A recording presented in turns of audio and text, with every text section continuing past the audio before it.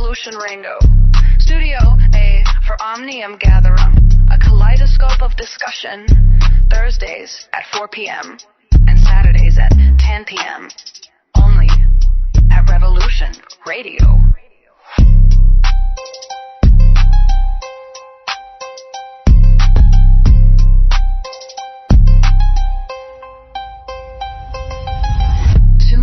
To Revolution Radio, Studio A for Omnium Gatherum, a kaleidoscope of discussion, Thursdays at 4 p.m. and Saturdays at 10 p.m. only at Revolution Radio.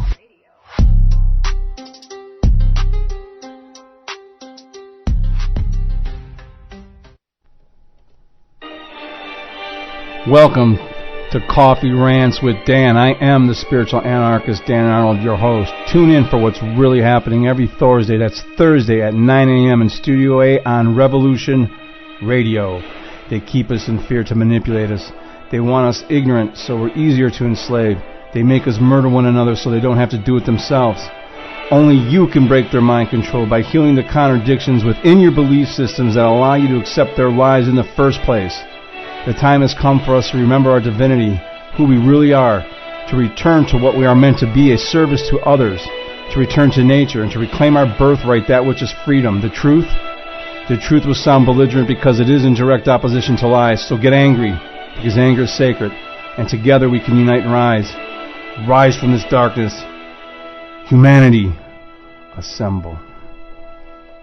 The opinions expressed on this radio station, its programs, and its website by the hosts, guests, and call-in listeners or chatters are solely the opinions of the original source who expressed them. They do not necessarily represent the opinions of Revolution Radio and FreedomSlips.com, its staff, or affiliates. You're listening to Revolution Radio, FreedomSlips.com, 100% listener-supported radio, and now we return you to your host.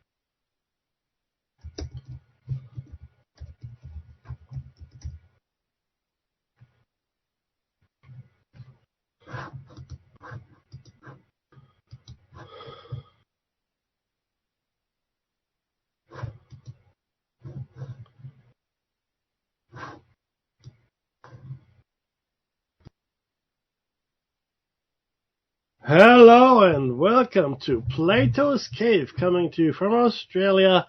Excuse me, the land down under, for Revolution Radio on revolution.radio. I'm hoping you can hear me. I don't know if you can hear me. I seem to have frozen on my side. I'm just hoping the signal is coming out. In any event, this is listener-funded radio. And if you've got a dime to spare or a crypto cent or whatever they call it, please donate. Yes, it is listener-funded radio. If you can't, that's cool. Please tell people about the station. Tell them about our shows. If you see us in the wild, please like, subscribe, share, comment, and all those wonderful things. Oh, great. A comment tells me my voice is coming through loud and clear. Excellent. Thank you. It just seems I'm not going to touch it anymore. So let's just hope the stream stays open. All right. Something's happening in the studio. Okay, let me finish my intro. But hey, you know what? We're on every platform, so you can listen to us on any app, anywhere, including outer space, if you really wanted to. Or at home, on a Grace tabletop digital radio. That's awesome. We like that. We love it. We want it. We need it. Give us one now. I don't have one. I'd like one. I've probably mentioned it over the last few years. I've probably mentioned it, I don't know, 2,000 or 3,000 times. Grace tabletop digital radio. That's got to be worth one of them, right? I mean, seriously. If anyone that's out there that's selling them or makes them, send me one. Seriously. I've mentioned your product at least 2,500 times. Anyway, I'm sure you've sold millions of radios because of my advertising. Anywho, made use of them myself just the other moment here, just before the show. So that's goodness. Another good reason to donate if you can, or tell people about the station if you cannot. But before I start broadcasting at you in anger, I would like to acknowledge the traditional custodians of the land from which I'm broadcasting, and of course the Iraq people. Beautiful. And I would like to pay my respects to elders past, present, and future.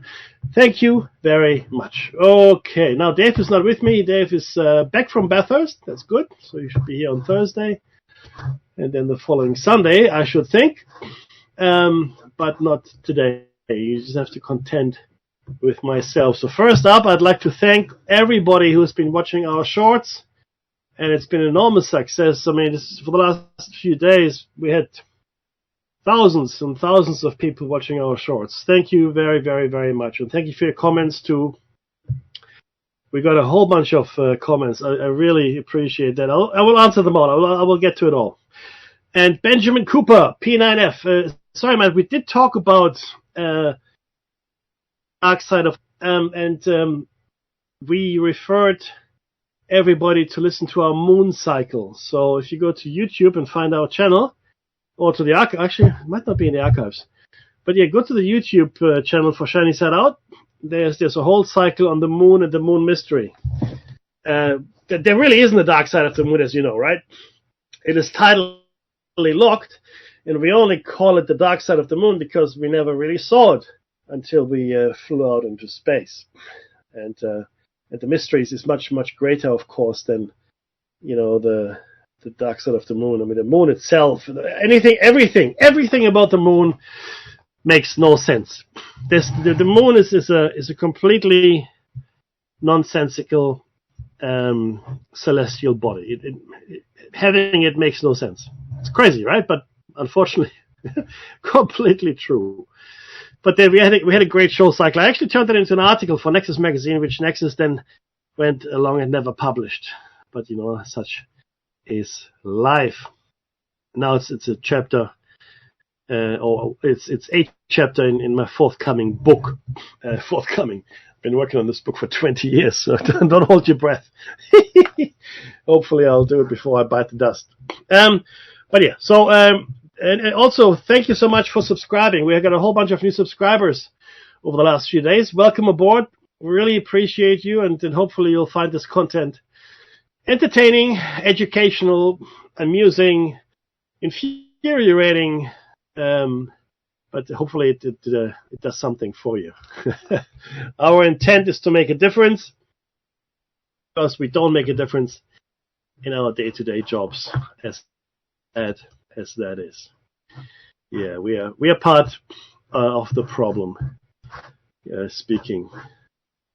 Okay, it's thanking me for the feedback I submitted. Good news first. Yes, the hostages have been repatriated, right? And I think that's fantastic. 20 odd. And they're still waiting for the ones that are deceased, not diseased, of course. My apologies. And I guess that'll take a little while.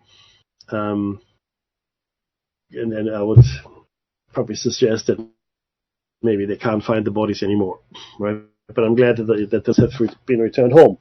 That's great. And in return, as far as I understand, about 2,000 Palestinian prisoners have been released into Gaza, I guess, to the Palestinian Authority. Funnily enough, there were clashes between Hamas and some of the clansmen in Gaza. So it looks like Hamas doesn't need Israel to fight someone. They're quite happy fighting themselves. That's a little sad. But are we surprised? No, not really. But in any event, it's It is where we are. It is where we are. So, let me see if I can do this. Is this happening? Maybe. Yes, it is. Yes, it is. Sorry, I'm just working with AI and all kinds of things here. Yeah, look at me working with AI. Because we use AI actually for shorts. It's come down. Oh, look at me. It's come down. Hurrah! Yes. Oh, that's MP3. MP4. MP4, buddy. Okay. Didn't work. We'll get to that in a second. But yeah, so that's good news. Now, what's the bad news? What's the bad news? Well, bad news. The American economy is still not in a great spot. I think tariffs are hurting the economy at large. I think the little spat with China, clearly affected the stock market, which has now recovered again. So I guess they're getting used to it. It's a bit of a ping pong. It's a ping pong thing, right? Ping pong pong ping. It's funny in many ways.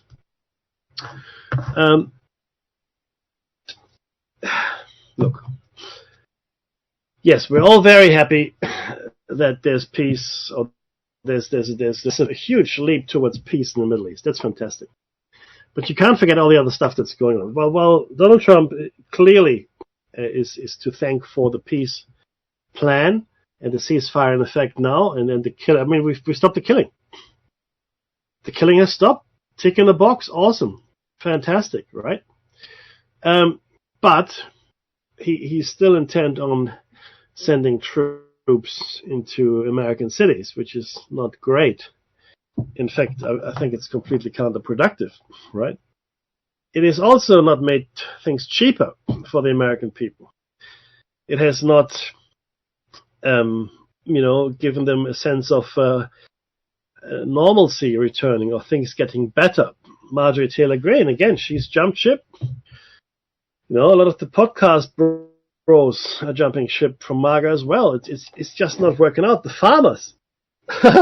So they had the soybean farmer on, right? And he was talking about how China is no longer buying American soybeans. China was the single biggest buyer of soybeans. I think it was $20 billion worth of soybeans every year. And he said, apart from Argentina and Brazil, I think it was a couple of South American countries are also massive soybean producers, right? And they are now delivering their soybeans to China instead of America, or instead of the United States, to China.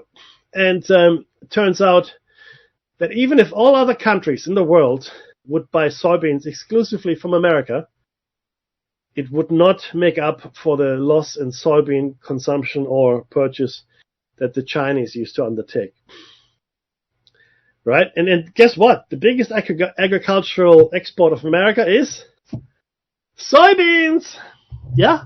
The single biggest agricultural export of the United States is soybeans. And China, the biggest buyer of American soybeans, no longer buys American soybeans. That's not good. It's a bad thing. Anyway, that's where we are. So the policies aren't working, and tariffs were never going to work. We're never going to achieve what they used to achieve. Okay, so be it. But he has done the opposite of what he promised.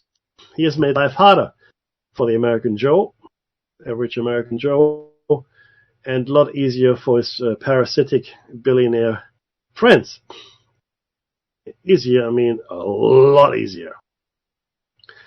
The $1 trillion tax cut that was produced in the big bill was largely funded by the cuts to various medical expense and subsidies, etc., and other government programs. And I think he just laid off 4,000 government workers in light of the government shutdown. And again, my mind boggles.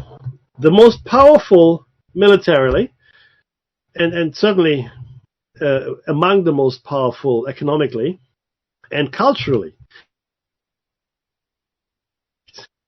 America has on culture.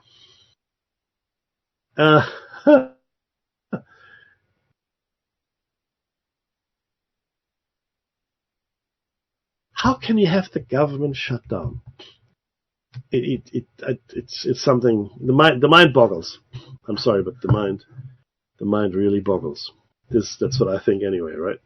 It's just unbelievable. Anyway, so there we are. Mind boggles.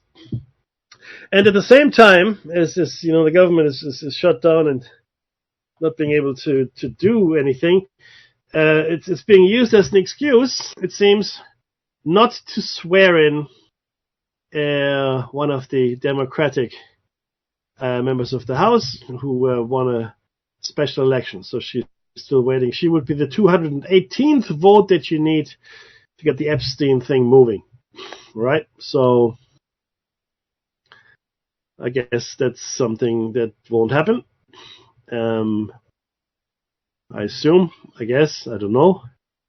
But it looks like it's not happening because, they don't want to be released, the files. We don't want to see the files. We can't see the files.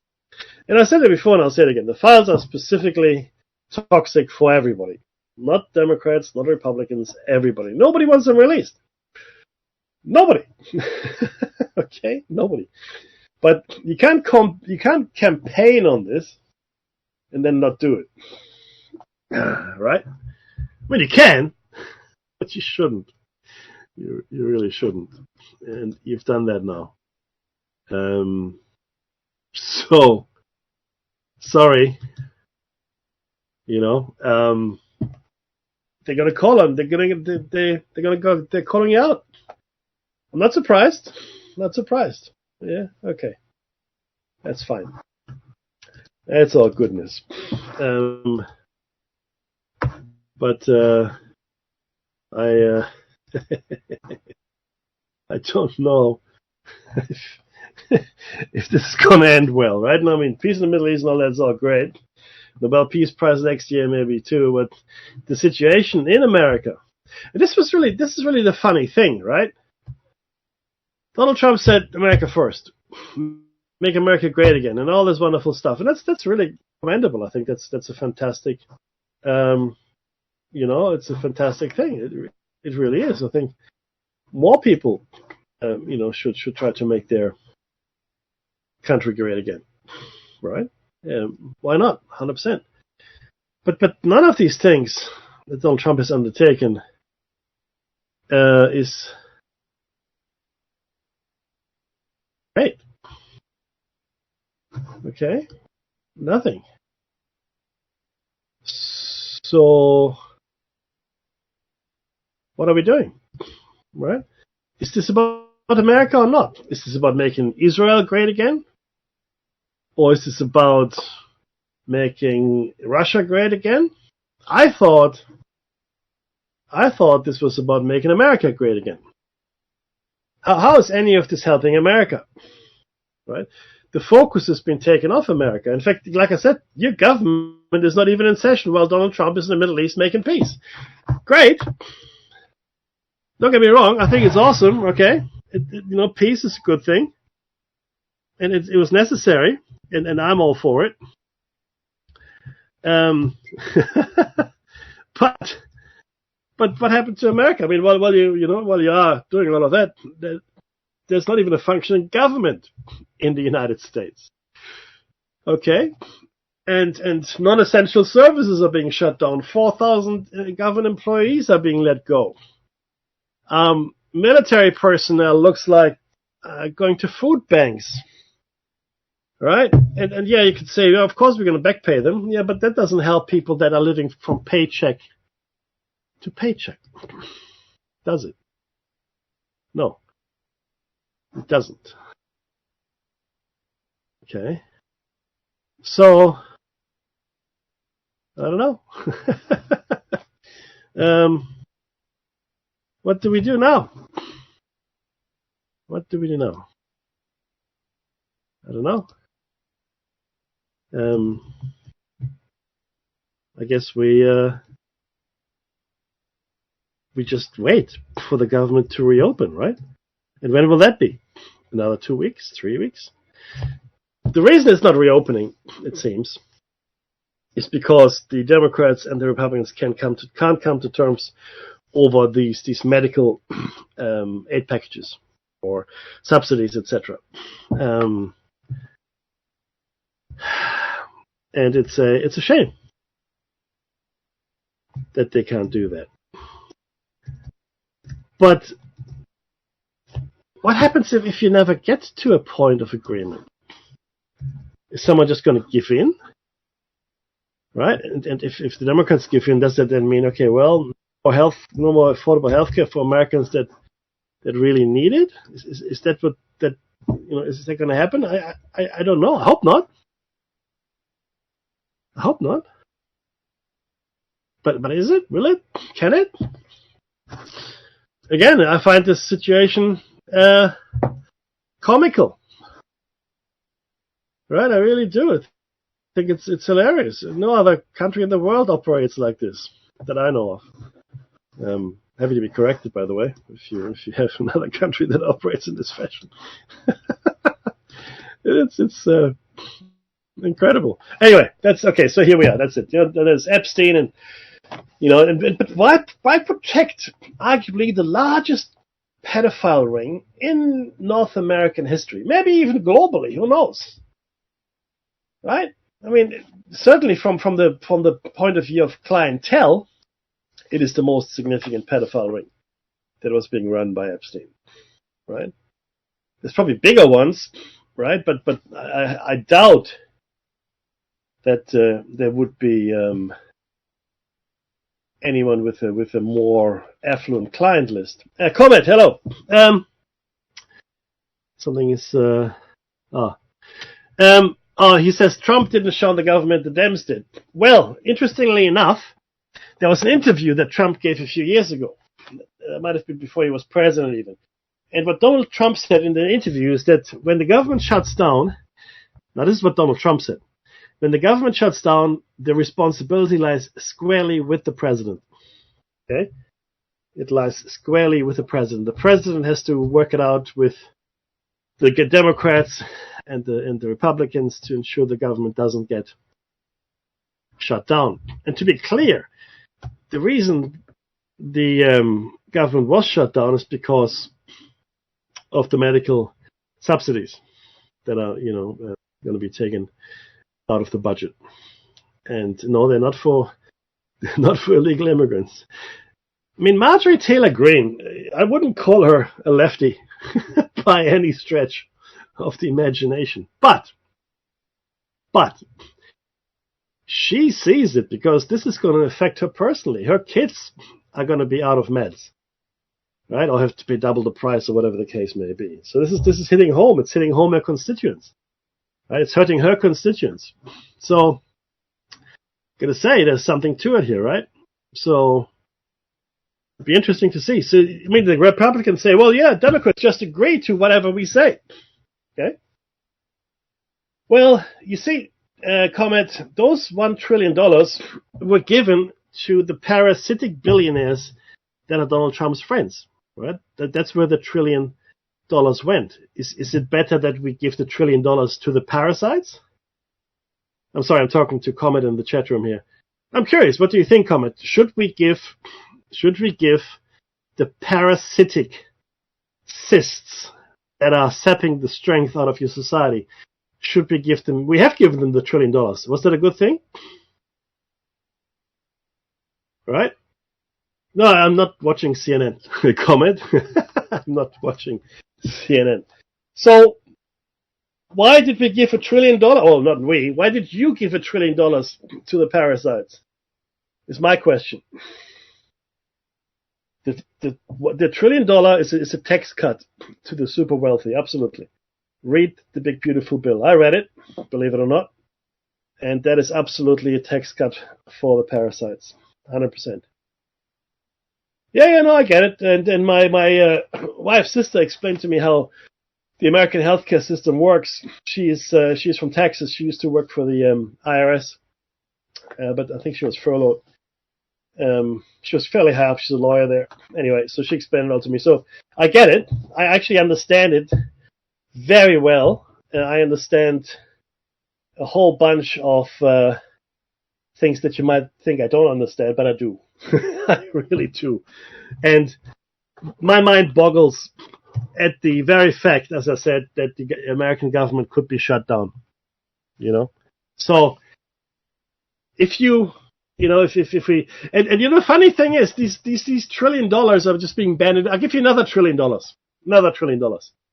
In 2008, right? Again, Rolling Stone magazine did a fantastic article, believe it or not, on the 2008 banking crisis. And the bailout, all up, cost about $1 trillion. What? Yeah, it did. It did. About $1 trillion. In the United States alone. Just in the United States. $1 trillion. Okay. Going from Mr. Main Street to Mr. Wall Street. Okay. And then there's another, actually $2 trillion. On September 10, 2001, Donald Rumsfeld announces that there seems to be an accounting error and they can't account for $2 trillion. $2 trillion. 2,000 billion dollars. United States and America, they don't do things small. When things go sideways, they do it in the trillions. I don't know what you guys are doing. I really don't. And this is the funniest thing is this. This is the funniest. The two biggest holders of American Treasury bonds. Now, to be clear, what's a Treasury bond? Okay. The American government goes to the Federal Reserve and says, hey, Mr. Federal Reserve, I need $1 billion or whatever printed. I need, right, or 100 billion or say $1 trillion. I need $1 trillion. Here it is. Okay. This is so they give them an IOU. Here you go, IOU. Thank you, says the Federal Reserve.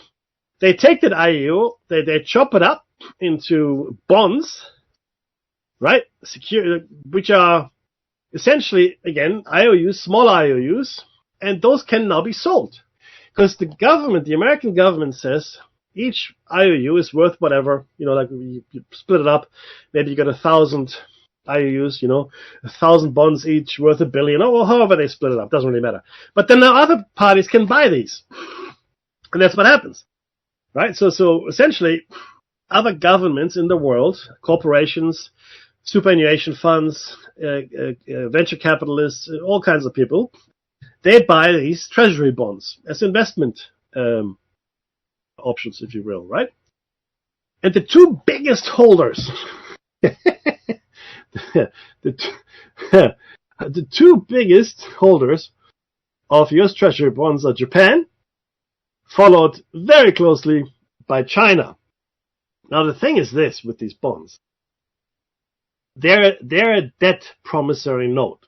So, the United States government pays interest on the money that it asked the Federal Reserve to print because the Federal Reserve didn't give the United States government the money. They lend it to the United States government. They lended the money. So these interest payments that the American government has to make on the loans it took, and then the bonds, etc., etc. You know where that money goes? It goes to China and Japan. by the billions. Look at how much America pays in interest on its debt, on its national debt every year. Right? Just have a look at that. And then realize that the vast majority of that money goes to Japan and China. Japan and China. That's right. That's where it goes. The Chinese have no interest in a war with America at all. Not as anyone, really. No one wants a war, right? I think that's why Donald Trump is focusing his war-making capabilities on internal enemies, such as it was. And look, I'm just super curious about the midterms. I really am. I want to see what happens. What's going to happen? Are there going to be midterms? And what if, like, let's say that just the regular midterms, no interference from anyone, nothing, just regular elections, and then the Republican Party loses the Senate and the House, for argument's sake, right? Maybe. Though I do believe that the peace in the Middle East would give Donald Trump some buoyancy. But the bigger domestic problems, they might sink him, right? Because people are feeling it. And like I said before, farmers, regular people in the supermarket, but most of all, in the agricultural sector, the soybean industry. It's your single biggest export agriculturally. Soybeans, guys. China ain't buying no more. It's too expensive. They went to, like I said, Brazil and Argentina, I think. But yeah, I think those two. But definitely two South American countries. So, is that going to hurt the Republican Party enough to swing the seats in Congress and the Senate? I don't know. I'm just curious to see how Donald Trump would react to that and what those elections would look like. And then I also want to, you have no idea how curious I am about this. I want to see what happens when the presidential elections are coming up in 3 short years. Believe it or not, we'll almost again, this is October, November soon, right? In 3 short years, you're going to select another president potentially. I'm really at the edge of my seat. But yeah, so look, I think that's enough about America. The other countries apart from America, though America is still the most important country in many ways, and again, as like I said, if America sneezes, the rest of the world catches COVID. That's what happens. There are an unusual number of fires again, of course, natural disasters, flood in Mexico, and look, it's pretty bad. I mean, right now there's a lot of natural disasters that are striking all over the place. We're going to see the end of this anytime soon. Even in what was it? I had it here in a second. I forgot it. No, it was here. I did see it. Oh, here we go. Even in the United States, you guys are being hit by massive storms coming in from the Atlantic Ocean, as you probably are aware if you're on the East Coast. So, yeah, I don't think these storms are going to get any better, right? If anything, I think these storms are going to get worse. And I don't know. I don't know what to say. I don't know what to tell you. It's not a good thing. It really isn't. We should see. This is the thing. We need to prepare for what's coming. Climate change is a normal thing. It's a normal thing. It has happened over the existence of this planet many, many times.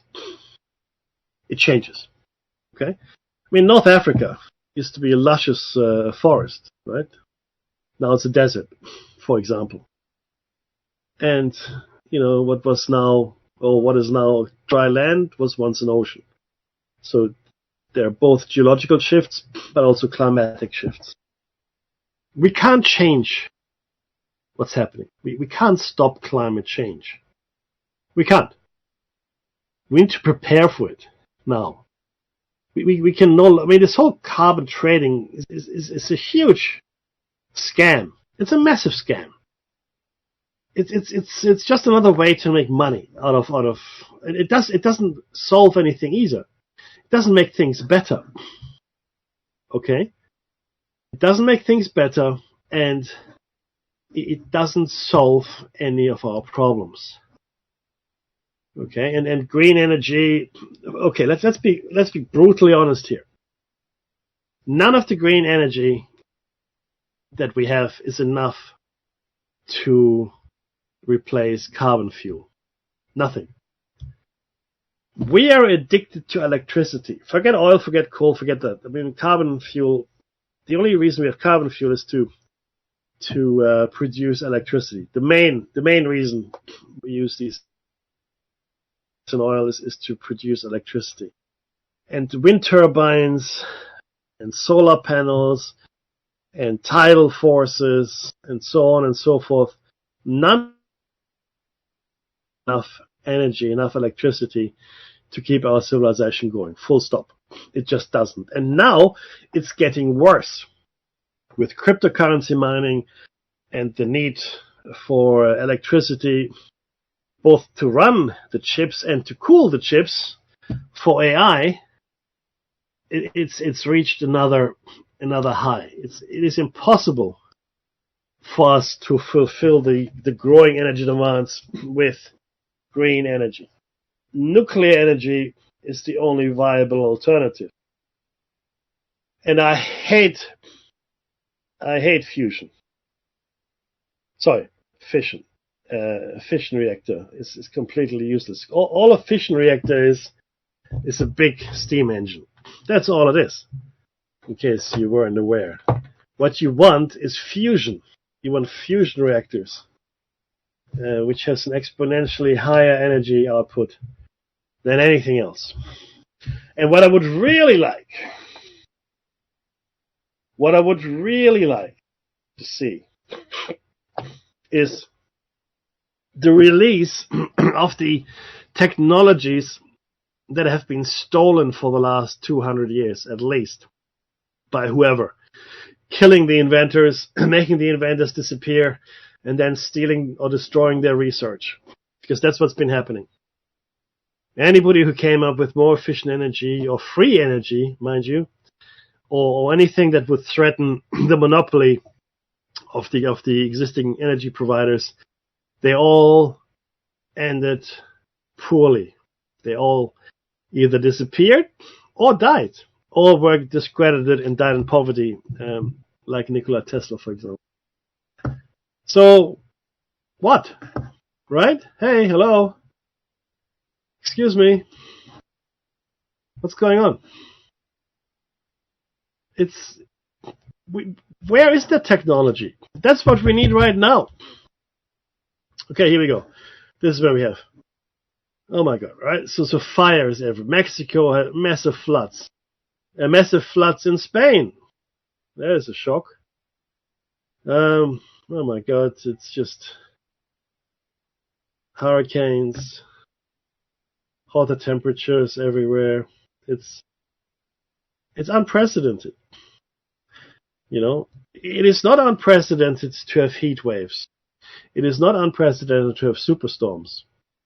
It is not unprecedented to have massive floods. But what is unprecedented is the frequency with which these things are now occurring. The frequency and the intensity. So they're getting more intense, these things, and they're happening more often. Okay? The once in 100 year or once in 1,000 year event is now every couple of years. You just wait till you see the actual once in 1,000 year event. The new once in 1,000 year event. That's, yeah. And we're not doing anything to get ready for it. But we need to get ready for it. Okay? We have to move populations. Islands will disappear. Kiribati is almost gone. Okay? A lot of low-lying coastal areas will be gone. And I told you before, I spoke to people in Fiji when I was there. And these are native Fijians. And they said, we've never seen anything like it. And it's the swell. It's not so much the water level that they're worried about, like this day every day. They're worried about the swells. You know, how much higher the waves are, how much more erosion there is, how much more beach erosion. And the attendant storms that are stronger because the swell is stronger. And the storms are getting stronger as well because the oceans are getting hotter. More water evaporates. More moisture in the atmosphere that will form into storm systems, which will be bigger and more powerful when they make landfall, wherever they hit, be it in Asia or in the Pacific, Atlantic, Indian Ocean, doesn't really matter. And we're not doing anything to deal with that. Forget carbon emissions and carbon trading and trying to reduce our emissions. It's not going to happen. There's no incentive unless money is involved, unless someone can make money out of something, it won't happen. That's just who we are as people. If you can't have someone, become rich by doing something that's also beneficial, not going to happen. It will not happen. Okay? And that's human nature. And every human would react in a very similar fashion. Very few humans, if you're Ferengi, very few humans are capable of seeing beyond themselves. And if you take a poor person or a middle-class person, you make them rich, and you put them in a position of power where the rich parasites are today, then chances are they will act in a very similar fashion to the parasites that we have today. Human nature, right? So forget that. We're not going to change. We're not going to stop climate change. We're not going to stop these, natural disasters. We're not. We need to start building defenses against them. Okay? Please just start preparing for the worst. Start preparing for the worst. Interesting tidbit of information. The Venezuelan embassy in Norway shuts down or has shut down. You say, why? Well, because which is in Oslo, which is in Norway, gave the Nobel Peace Prize to the Venezuelan opposition leader. So what they do is, I hate you now. Norway, Oslo, shutting down my embassy. Bear in mind, though, that the Nobel Committee, the Nobel Fund, as it were, is completely independent of the Norwegian government. The only reason we have Nobel Prizes at all is because Alfred Nobel, the inventor of dynamite, felt bad about what he had done to humanity. Okay? He invented dynamite. That's right. Explosives. He was a chemist, I think, for that's straight. Alfred Nobel. So he started the foundation, the Nobel Foundation, which would hand out prizes to physicists and chemists and biologists, and I think there's a literature prize as well, and then of course the Peace Prize, which is the big one. But there's one prize he didn't create, which was for maths, because he hated math. He really did. Or so the story goes anyway. So destruction has brought us the Nobel Peace Prize. I guess he saw the enormous destructive potential his explosives had created in the world, and he wanted to reward actions that would lead to a more peaceful world. And maybe he felt guilty and all that. It's understandable. Everybody wants to leave a legacy. Now, many people don't remember that dynamite thing about Nobel. They know Nobel. Everybody associates the name Nobel, obviously now, with the Nobel Prizes that are being awarded, right, every year. Legacy for his name. He didn't want to leave a negative legacy, as is easily done if you're the inventor of a substance of mass destruction. Right? Yeah. There was a Nobel factory near my hometown in Spich, between Cologne and Bonn, which the Allied forces tried to bomb during World War II. And there's a cemetery, there's a patch in a cemetery in Spich, which is a small town, 10,000 people, such. Lovely place to grow up, I guess. But it's full of Germans, so. So there was this section of the cemetery, maybe 40, maybe 45 graves, and they all died the same night. The same year, obviously, the same night, and that was in a bombing raid that missed the Nobel factory, the Nobel explosives factory near my hometown. It's still there today, between Spich and Troisdorf. It's a massive factory. Once my mom tells me there was an explosion in the 60s before I was born, early 60s, that took out all the windows in the village. and this is probably, even the houses, they were like 10, 15 kilometers away from from the actual factory itself. So it was pretty powerful explosion there. But yeah, Nobel, and it's a thing. So he wanted to leave a positive legacy, and I can't hurt him. I can't blame him. I mean, Donald Trump wants to do the same thing, of course. When you get to a certain age, and even if you're not powerful or rich, but especially if you're powerful and rich, you start worrying about what kind of legacy you leave. You start worrying about how the world is going to remember you. More so, of course, if you're a globally relevant figure, like a head of state, like the head of a massive company, like a significant military leader, etc., etc. You worry about your legacy, and I think Donald Trump is worrying about his legacy. I think that's why this Nobel Peace Prize is so important to him, right? And that's why I think he put a lot of effort and energy into the negotiations between Hamas and Israel. Now, I still think it's going to fail. I think the ceasefire is not going to hold. I hope it will, but I don't think it will. And I think Netanyahu is going to get to finish what he started. Okay, his aim is to depopulate Palestine his aim is to get all the Palestinians out of Gaza. That's his aim. That's his declared aim, and the aim of his two super right-wing buddies in his coalition. Yeah, so I hope it will hold. I don't think it will, and I think it's going to get a lot worse for the Palestinians in Gaza. And I really hope to be wrong about this.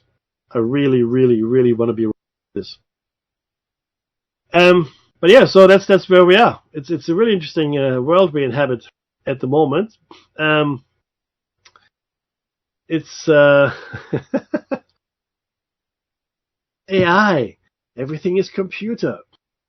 AI is going to be a fairly significant change, and only because of management by magazine.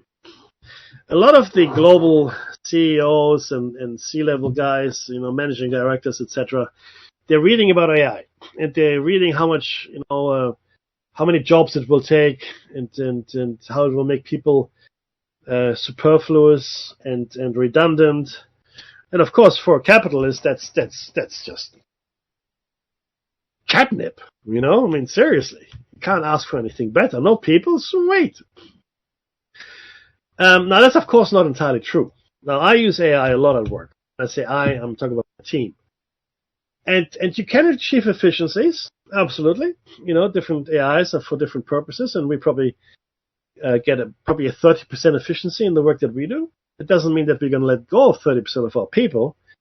It just means that we can do our work better, have more time to do it better, because obviously cuts have been with us for many, many years now. We can cut and get down into the bone in the corporate environment. It's just the nature of the beast, right? We have to operate under more and more difficult conditions, and we still have to keep our eye on the revenue and profit line. It's just how it is. That's just how business works. It's unreasonable, but those are the motivational factors in business. And there are two ways to make money. One is to make money, hurrah, and the other is to save cost. Boo! Right? These are the only two ways you make money. So it's and for the longest time, a lot of companies have gone into cost-saving mode. And AI now presents a golden opportunity to increase that cost saving. And these are cost savings which haven't been proven out yet. Everybody's talking about 40, 50, 60%, reduction in headcounts, loss of jobs by the tens or hundreds of thousands or whatever, by the millions maybe. But at some point you have to ask yourself, if we're losing all these jobs, so let's say it's millions of jobs everywhere, right? What happens to the economy? Who's going to buy all these things, all these goods and services that are produced by these largely AI-based companies now? Who can afford it? Who still has an income? If you destroy the middle class, if you destroy the working class of the world, right, and you're now running your businesses largely with AI, and automation and whatever, that's good for you up to a point. when you reach the point where you can no longer sell what you make, irrespective of how cheaply you make it and how cheaply you sell it, and once you've concentrated the majority of the wealth, the global wealth, in the hands of only a few, the global economy will collapse. Now, I suspect we will see the collapse of specific national economies first, right? As this, AI revolution begins to unfold, as less and less people have work and therefore have no money or very little money, and then it will become a global phenomenon at some point when the wealth, and at that point all bets are off. When that wealth is so far concentrated that there's not much left for anybody else, but for the top 0.001%, when they own everything, I don't think things are going to go well for them. Right? We remember what happened in France, right? Now, even though she never said it, as far as we know, the sentiment is understood. Marie Antoinette, allegedly, and most likely not, was said to have said, why are the people upset? Why are they, what's wrong? And apparently, her people said, oh, they don't have any bread to eat. No bread to eat? Well, give them cake. Now, she never said this, but it captures the sentiment of the parasitic class and the detachment and the complete alienation they have from the rest of us. I mean, Donald Trump thought that groceries was an old-fashioned word. Yeah? There's a billionaire has nothing in common with you. Unless there's some billionaire listening right now, which I doubt, but it's possible. A billionaire doesn't have the same problems you have. A billionaire, in fact, wouldn't even understand the problems that you have. Can we afford eggs this week? What about milk? Okay, should we pay the electricity bill or should we pay the gas bill? Are we going to fill up the car or is it only going to be a half tank? Okay, where can we walk instead of driving to? Can we afford a holiday? Forget about that. Okay, can we pass the clothes from our eldest child to our youngest child? Right? Can we go to a food bank? Where's the food bank? These are realities for people out there. This is a reality a millionaire or billionaire will never have, will never see. There's no empathy. There's no melding or meeting of minds when it comes to things like this, because they just don't. It's a different world. It's a completely different world. I mean, Donald Trump's Oval Office is all in gold. It's all gold. Why? Right? It's gold. Do you have golden ornaments at home on your wall? I don't. I don't have golden ornaments on my wall. Okay? I got my kids' pictures. I mean, if you've seen my videos, you see behind me my bookshelf and my kids' artworks. That's what you see, right? When you see me talk here. And that's what I have hanging on my walls, my kids' wonderful artworks. And I love all of them. I think it doesn't matter what it looks like or how they did it. I think they've done a fantastic. Anything creative is awesome. Anything creative is awesome. Don't just be a consumer. Be a creator. If you can. Okay? So, that's all I want to say to that particular thing. It's really important to understand where our priorities lie, right, in life, and what matters.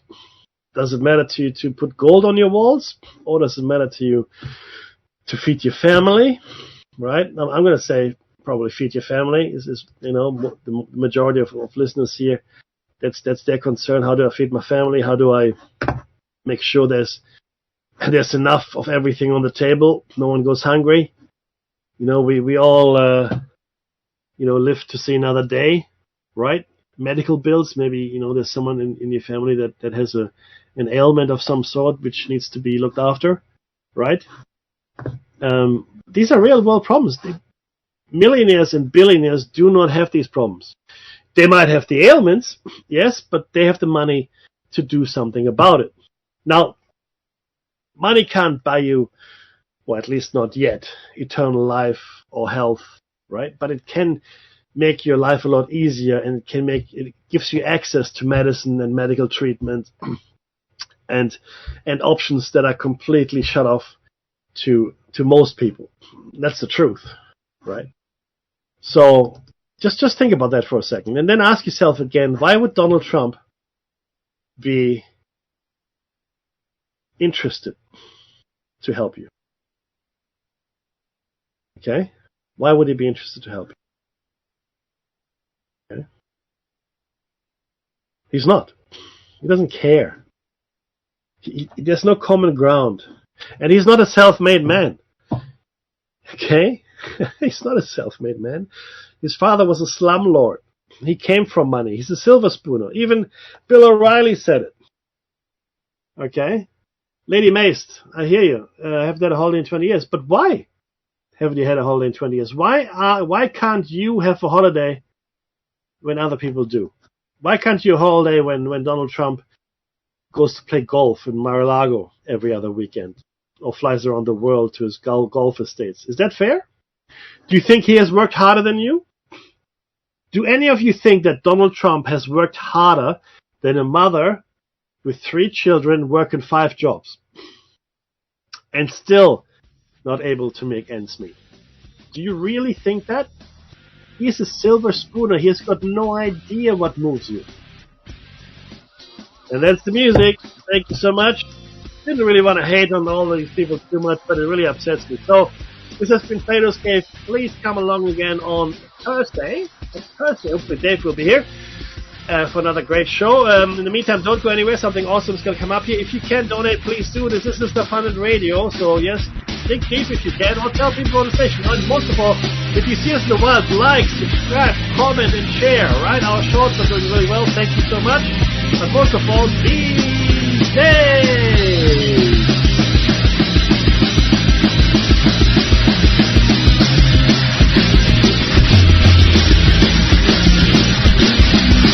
Thank you for listening to Revolution Radio.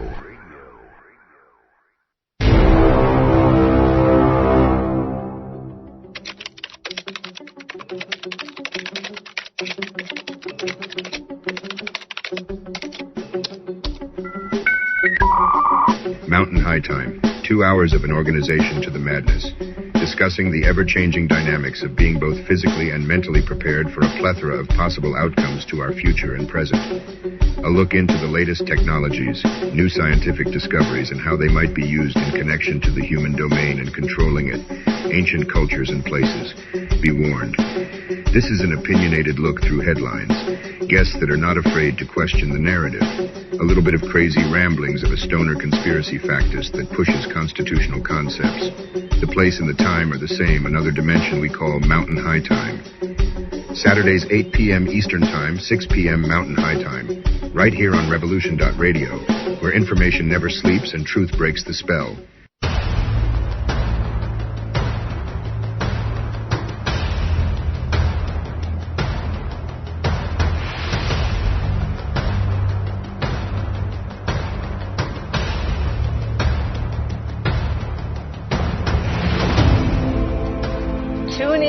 Family Industrial Complex podcast here on Revolution Radio, Studio B, every Wednesday, 4 to 6 p.m. Eastern Time. Get fit, empowered, physically, mentally, and spiritually.